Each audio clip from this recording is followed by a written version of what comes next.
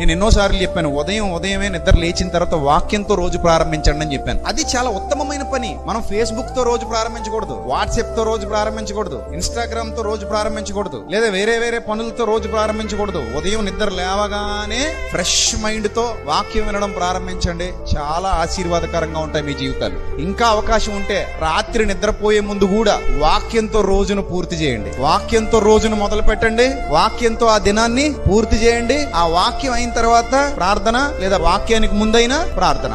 Starting ending మీరు అలా దేవుని పెట్టుకున్నప్పుడు ఆ రోజంతా మీకు చాలా ఆశీర్వాదకరంగా ఉంటది. ఆ రోజంతా మిమ్మల్ని దుష్టుడు ముట్టకుండా ప్రభు యొక్క మహాశక్తి మిమ్మల్ని కాపాడుతుంది. ఈ లోక మాలిన్యం మీకు అంటకుండా దేవుని వాక్యం అనే కవచం మీ చుట్టూ ఆ కాపుదల ఉండి మిమ్మల్ని కాపాడుతుంది. కాబట్టి చాలా అద్భుతమైన సూత్రం ఇది. నిత్య జీవితానికి వెళ్లే వాళ్ళందరూ కూడా ఈ సూత్రాన్ని పాటించడం వల్ల చాలా ఆత్మీయంగా అభివృద్ధి చెందుతారు, చాలా దీవించబడతారు, చాలా